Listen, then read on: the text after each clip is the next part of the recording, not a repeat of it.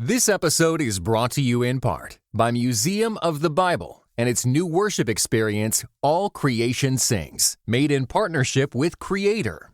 Step into an immersive room with vibrant visuals, soundscapes of praise, and interactive displays illuminating the story of worship.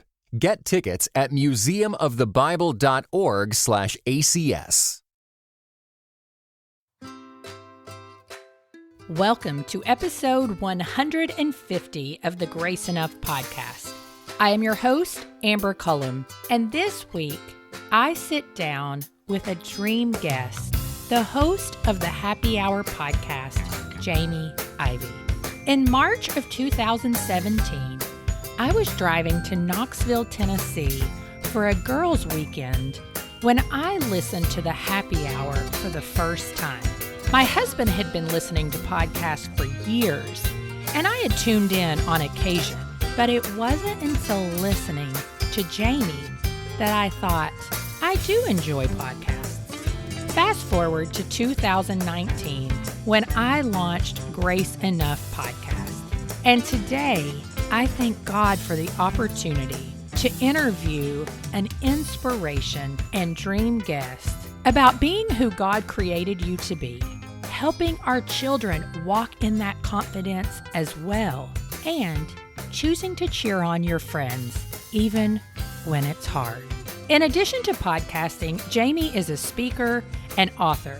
Today, we talk about her first children's book, God Made You to Be You, which I highly recommend. If you were encouraged by today's conversation, will you consider sharing it with a friend via text, email, or on social media?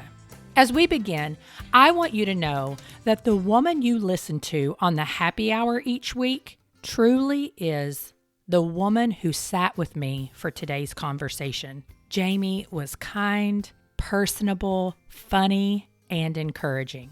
When our conversation came to an end, I paused and thanked God for Jamie. Good morning, Jamie, and welcome to the Grace Enough podcast. So happy to be here. Thanks for having me, Amber. Oh, you're welcome. I'm so excited, and I'm sure everyone listening is excited as well.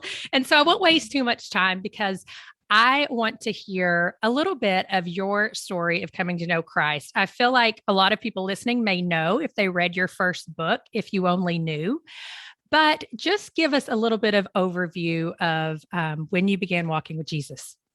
Yeah. So I grew up in a home that went to church all the time. Both my parents were Christians. We went to church every single week, Sundays, Sunday nights, Wednesday nights, all the things. And that was all of my elementary and up into my middle school years as well.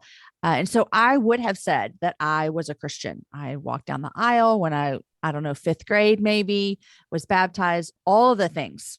And then I got to high school and I began to really not look or act like a Christian at all. And it wasn't even so much that I was like backsliding. And this is all like looking back, like 2020 vision, like Right. It's perfect looking back. I look back and I'm like, it's not even like I was like a Christian who was just making bad choices. I didn't have hardly any fruit in my life that would have been a Christ-bearing person.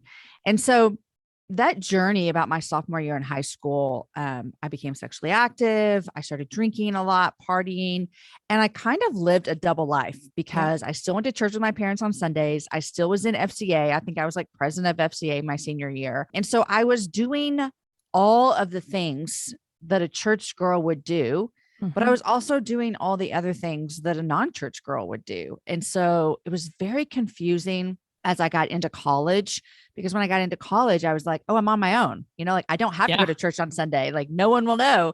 And so I remember my freshman year of college, I went to a private Christian university and showing up to the cafeteria in your pajamas when everyone else is coming in from church is just one big shame fest. It's like, wow, yep, I just got up and it's 11:45 and you guys have already been to church.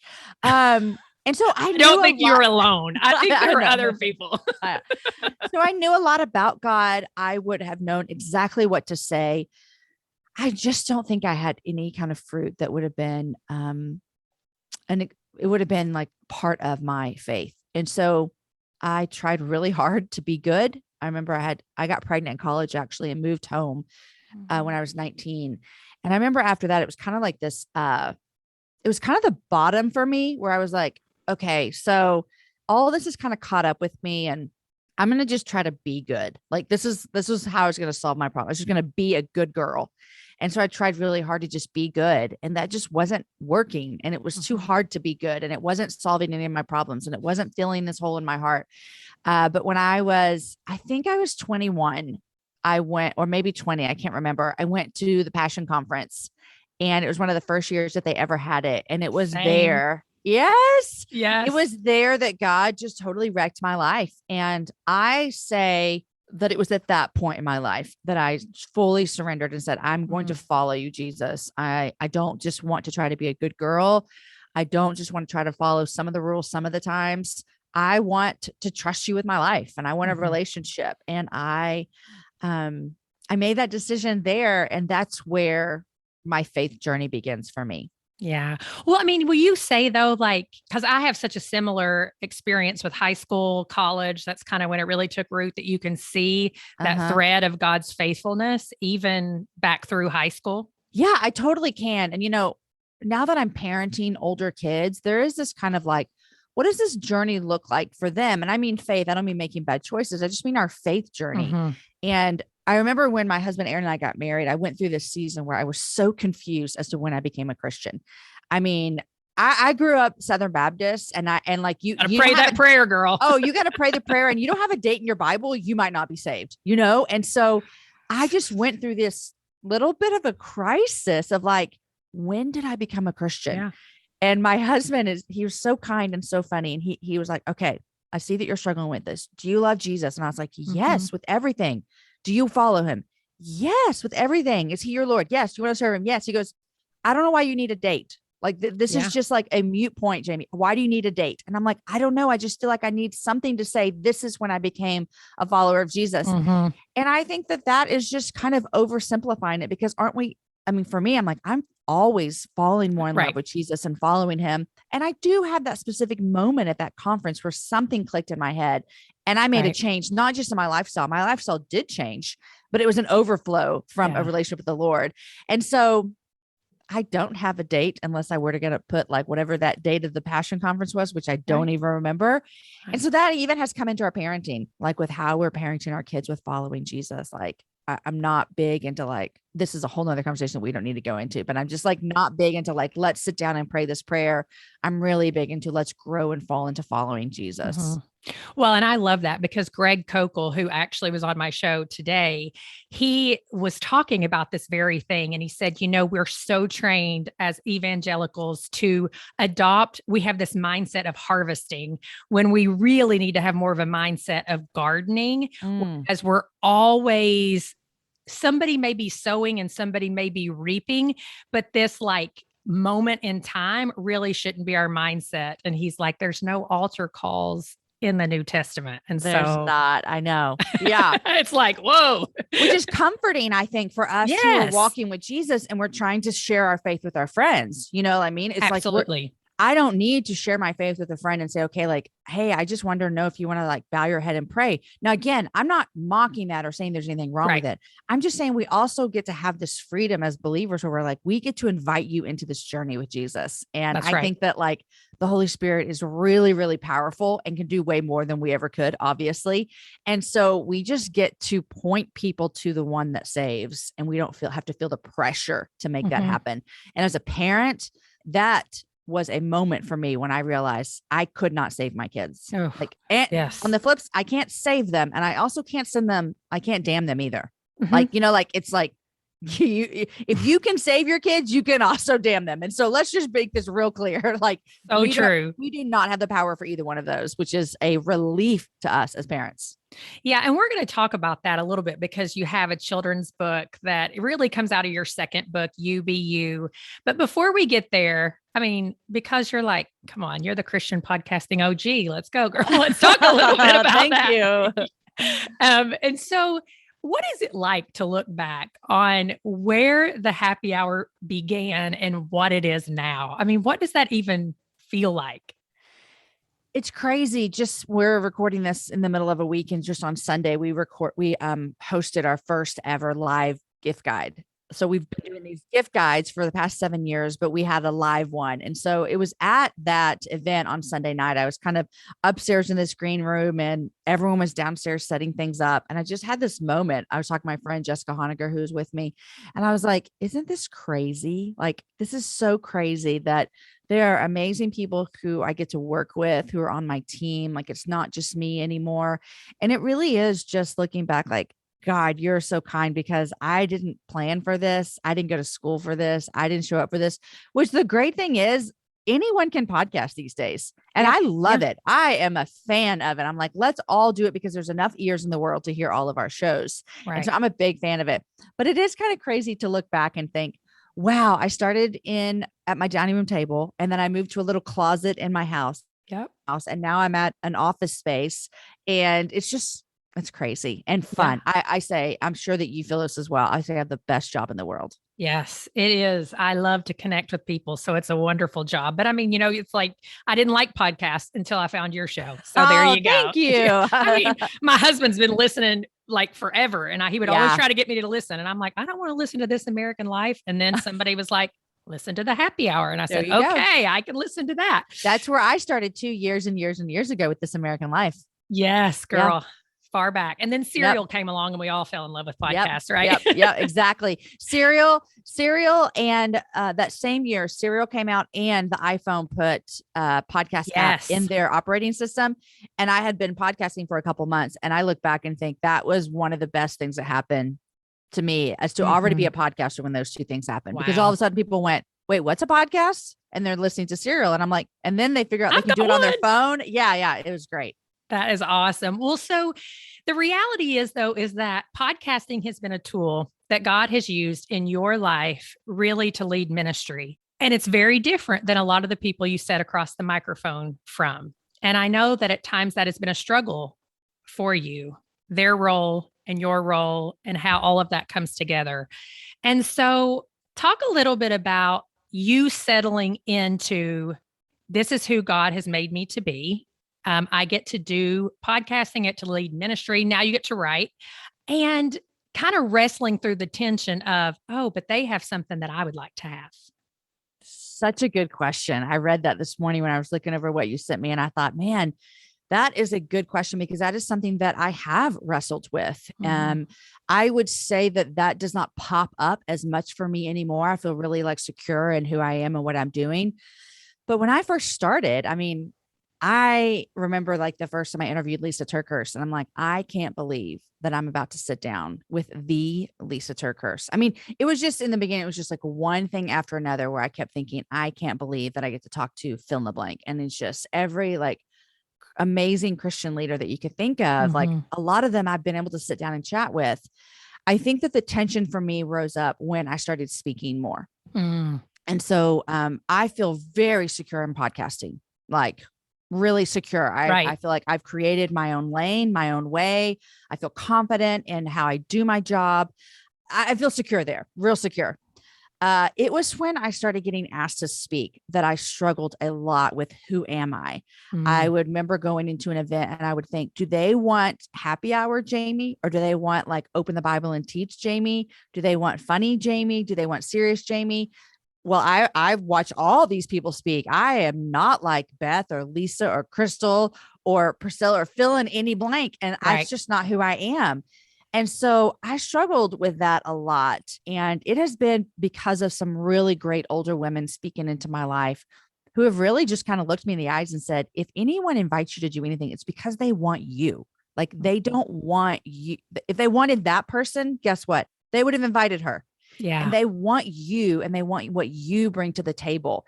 And so I've kind of had to learn to let go of this kind of like, there's this false humility where you're like, oh, I could never be that. And it's full of pride. I really had to own, if they invited me, they want me.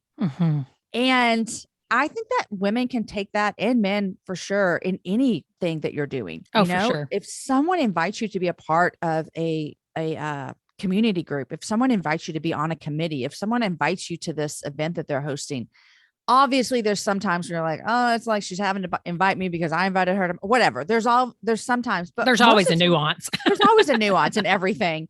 But in most of life, I mean, we should go, I think they wanted me here. That's why they invited me. And that's been something that I've really had to grow into, is trusting. If someone wants me at something, I mean, I'm speaking at something in a couple of weeks, and there's literally like 2 women on the whole thing, and it's for pastors and leaders. And I'm nervous, Nancy. I mean, I literally am already nervous about it. And I have to fight the lies that say they're mistaken. I don't know how you got on this list. Like how that they must have thought you were somebody, all of these lies. And so I'm still fighting those of saying, you know what? They wanted you here. That's why they invited you. That's so right. just step up there and do your best. And I have a friend who, this is something I love. And this goes for a lot of industry people could think about this. Every time I would get up to speak, she would say, you have nothing to lose and nothing to prove. And I was like, oh, because I would feel like I have to prove that I'm worthy to be on the same stage with fill in the blank, or I'll lose, credibility.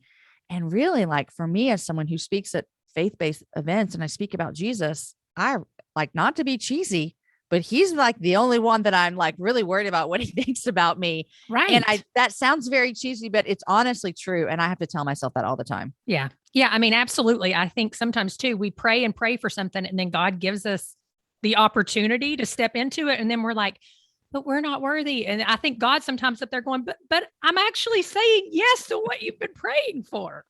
I'm leading you into where I want you to do ministry. And you're like, I don't know. Yeah, exactly. And then we're like, why aren't you answering our prayers? Like, I have. Yeah. Yes. For the last few weeks, you have heard me talking about Compelled Podcast. If you haven't checked it out yet, then you really should. I love listening to Compelled, and I'm certain you would too.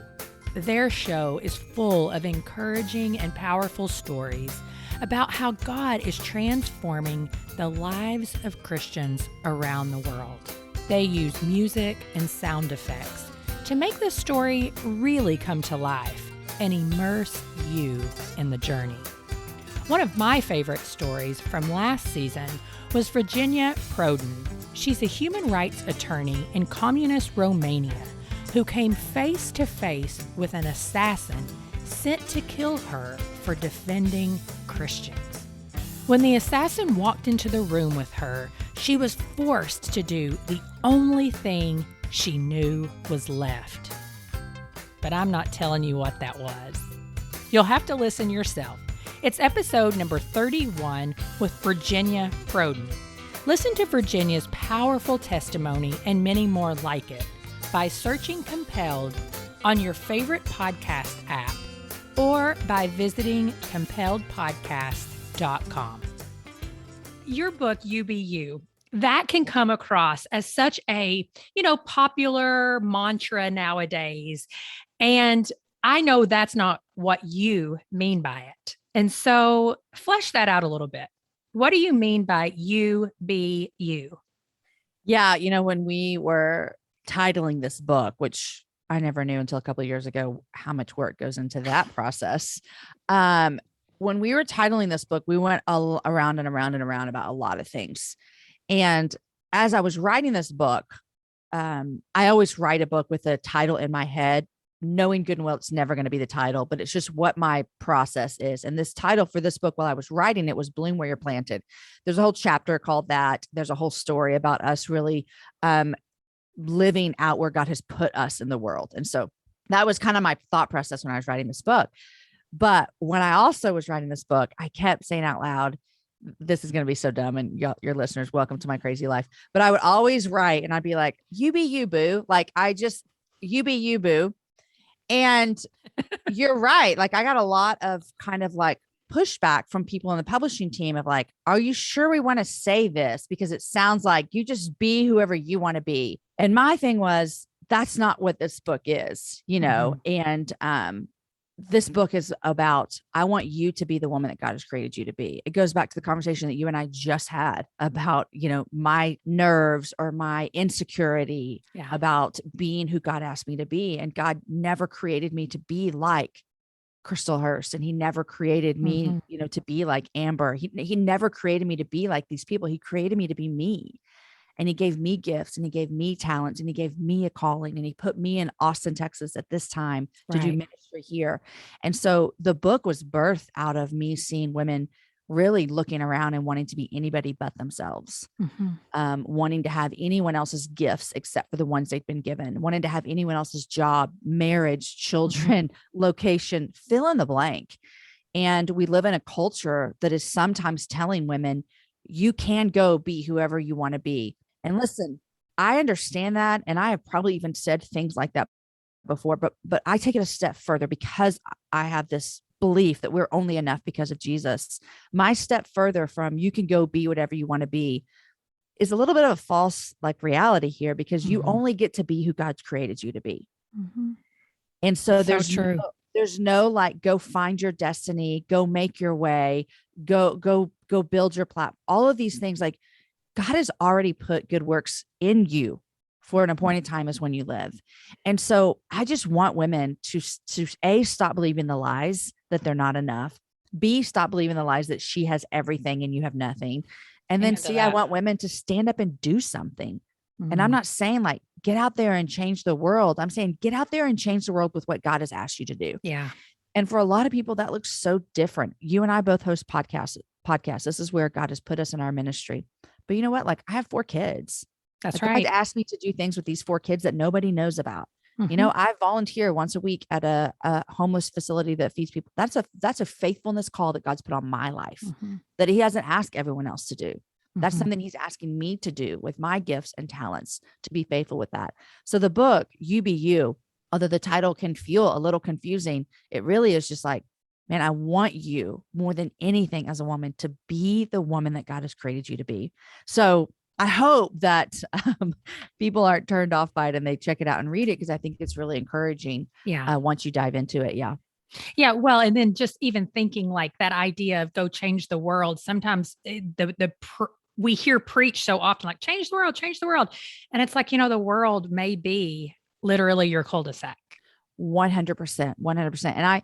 And I say that all the time, is like, we have this idea that, we measure success by what the culture tells us is successful. And so for me, is success selling, thousands and thousands of books? Because I'm an author. So I'll talk about myself. Is success selling thousands of books? Well, people say that it is, but what if I'm just faithful to what God asked me to write? And it's not, it doesn't sell a lot of books because it's difficult, or success would say like, I have 4 kids. To be a successful mom right now, none of them are doing drugs, looking at porn, having sex, and they all leave the house and they go to college and they get great jobs and they make great spouses and they love God forever. But what if that doesn't happen? Am I a failure? Instead of looking at it like that, we have to look at about it. You know what? Like, of course I want all those things for my kids, but the number one thing I want is to be faithful.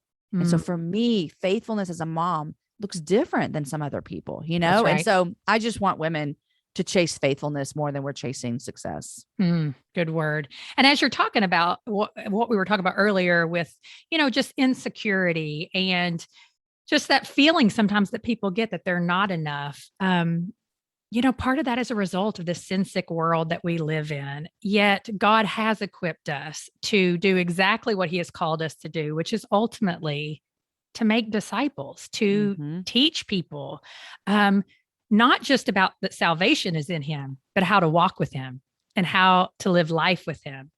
And so what are some ways that you have learned to stand up against that insecurity, that discontentment that you were sharing a little bit, about earlier? You said, obviously there's women who've spoken into your life, but what are some other things?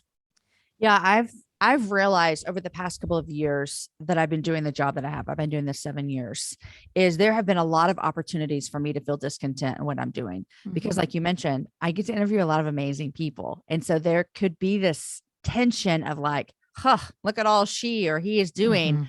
I'm just terrible over here. Woe is me. Or even the envy, like I am discontent with my life and I envy what your life looks like. And so those are something that all people have to battle. Like you said, they are just a part of this world that we live in. That's a fallen world. So these are things that we all have to battle. So for me, I have taken on that battle. Like I am going to fight this battle until the day I die, because as soon as I stop fighting it is when Satan takes over and like, I just succumb to it and it's over. But one of the best ways for me personally that I have found to fight this is to really, really, really, truly, intentionally be a cheerleader for those that are around me. Yeah. And I found that when I'm cheering on somebody else, like for example, if I'm cheering you on, Amber, like, and I'm not just like fake cheering, I'm like a fan. And not a weird fan. I'm like, I'm for you. Like, I want your success. I want you to do great. I love what you're doing. Jealousy and envy they really have a hard time standing up against that sincere cheerleading. True. And so it's a battle tactic for me is I love cheering on women and I love encouraging them and I love elevating people and their platforms and what they're doing. I really, truly love it. It's also very much a battle tactic for me of how do I intentionally take my eyes off of myself and put them on other people and cheer for them. And so I've just found that as women, if we can notice and name what is causing us to be discontent and envy and jealous, and then kind of find how do we fight that with obviously scripture and prayer. And, you know, Paul talks about the only way he fought discontentment was through Jesus, realizing that Jesus was all things for him. Obviously, all of those things. But then a practical way would be like, how do I actually be for that person, that mom that I think just has all of her stuff together and I'm really, really intimidated by her, you know, or that person that's in your same field, and then develop this idea of I'm going to cheer for them. Like I'm going to really, really encourage them. And you'll notice a heart shift. Your heart will start to shift towards that person and your heart will start to shift towards God and what he has for you. And I've just found it to be very helpful in fighting against that. I love that because I know, I mean, obviously you and Lisa Whittle are really great friends, and that's something I love Lisa Whittle. And that's something that, I mean, she has quite a bit of, well, a whole chapter dedicated to in her new book, The Hard Good. And so just putting it out there, you know, read that as well, because she's all about being a cheerleader for other people. And it really does change your perspective. It really does. And y'all, for real, read that book before you read mine. It's so, so good. I love Lisa. Well, that was sweet. Okay. So God Made You to Be You is the sweetest little book that came out of You Be You. And so can I just say, I love the writing, but the illustrations are just top notch. I know. This is why I've said so many times when talking about this book is it feels like I got to be a part of like the best group project that's ever been invented. I have a co-writer, Tama, who really helped me craft the story in a beautiful way. And then we picked David as the illustrator. And cool thing about David, I hope he doesn't mind me sharing this. I've never met him. I don't know who he is. I didn't know this either. There's just places you go online to search for illustrators. Like, who knew? That's awesome. I know. And so that shows you all the works they're doing. And we knew that our main character was a cactus, and we knew that all the other supporting characters were animals. And so I really wanted someone to capture that really well. And I fell in love with his style. And he sent us an email, the whole team, the publishing team and stuff afterwards, and said that normally when he finishes a project and sends it off, he like prays over it. So he's a Christian, and he's like, and I'm so honored to work on this project. And I just like, I still give myself goosebumps when I think about that, because we didn't know him. I mean, you know, like we literally picked him from an online portfolio, and I cannot get over his work. I literally cannot get over his work. I love it. I mean, I've read it to both my 9-year-old and my 5-year-old. And I mean, it really does captivate their attention. The story does. But because the illustrations go along with it so well, you can't help but pay attention. And so I love that. I know. It's just, I get to be so proud over this book too, because we all three worked really hard on it. So, well, and it reminds me a lot of Eric Carle's The Mixed Up Chameleon, which, but it's a God-centered. So it's great. If you like Eric Carle, you're going to love this book. So why is this message so important for not just adults, but for kids too? Yeah, you know, this message came out of the book. We've been talking about You Be You. And I really started thinking, I've been a Christian for, 21 years, 22 years. And I'm still having to remind myself, like our whole conversation we've just had today, that God has a purpose for me, that he has a plan for my life, that he has given me gifts and talents, that I do make a difference in my family and my community and my church. And I was like, man, if I'm still having to remind myself of this, what would it look like to create something that helps set this foundation for our kids? Because as parents, I mean, we spend a lot of our time telling them, well, to do things, but then we also spend a lot of our time, trying to invest these truths in them. And so it really is just an honor of mine to play a small part in homes around the world that will be reading this book, because the truth of it is that this cactus feels different. His name is Sammy. He feels different, and he wishes that he was different. He wishes he was more like his friends. Mm-hmm. And this is something that has captivated humanity since the beginning of time, is wishing that we had what we don't have. And we see it all the way back in the, Genesis. And so Sammy's friends come along and remind him of the truths. And I think this is a great foundation building tool for our kids, that we get to just read a fun book about a cactus and his friends, and also let them have some really foundational, theologically rich truths about how God created them with a purpose. Yeah. Well, and what I love is that mamas, grandmamas, listen, my daughter came downstairs early one morning. I was preparing questions for Jamie. I started reading this book out loud to her, and she had been struggling with, she's a middle child. I'm not my brother. My brother's this and my brother's that, and I'm not him, getting a little bit sassy with me about it. And after we read this, it was like, nobody wants you to be your brother. Yeah. Nobody wants you to be your little brother. Nobody wants you to be daddy or mommy. We want you to be you. We want you to be who God has created you to be. And so you got to help us with that sometimes when we step out of line. Yeah. And we're trying to force you to be somebody else. Yeah. So I love hearing that. Yeah. Go buy the book, mommies and grandmommies and aunts and uncles and all the people. Yes. That's right.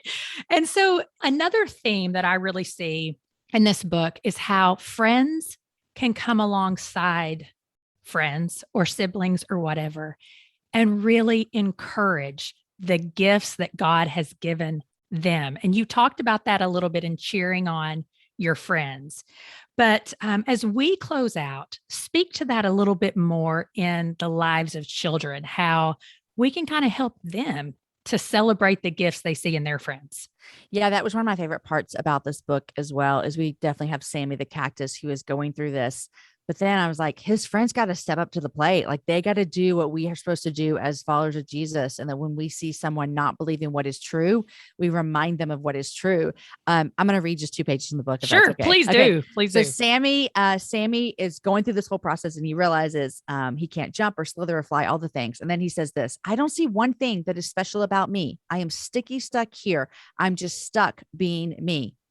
Well, Jackrabbit listened to Sammy, and then, with a twitch of her ears, declared, this has to end. These things that you're thinking, they're simply not true. Our lives wouldn't be quite the same without you. And so Jackrabbit comes in and tells that to him. And then a couple pages of the book are the other characters telling him, this is what you do for us. This is what you provide for us. This is how you love us.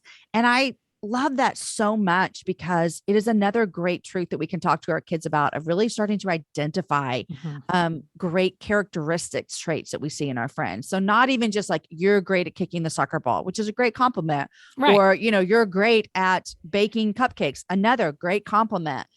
But what if we took time to teach our kids to say, like, man, you were really kind to that person at lunch you didn't have anyone to sit with. I mean, I'm still talking with my kids about things like that, and I just hope that as parents, our hope is that we're just setting the stage and the foundation over and over again. And then we just pray that when they leave our house and they head to college, which is where I am right now, I got one kid as a senior. I'm just like on the edge of tears every day. And our prayer is just that this foundational truths they will be sturdy in the storms that they might endure outside of our house. Yeah. And I mean, it does take training, right? Like, I just think about Philippians 4:16 and whatever is lovely, honorable, admirable. And I'm shocked sometimes that I don't even know how to identify every single one of those things. Yeah. Like, what is in someone that's lovely? You know what I mean? Yeah. And so teaching them to notice those things is fantastic. Well, lastly, because this podcast is about grace, I love to ask, how have you experienced the sufficiency of God's grace in your life? You can take that big picture. You can take that currently, whatever comes to mind. I don't know if I told you, but my kids are 17, 16, 15, and 13. So we're in the midst of parenting 4 teenagers. And you don't even need to say anything else. That's it. God's grace is evident. that we've made it this far. And right now in this stage, we love our kids. They're lovely. They're great kids. Yeah. It's also really hard sometimes. And so, It's a lot of emotions. A lot of emotions. And I will say an interesting thing happened in the last week.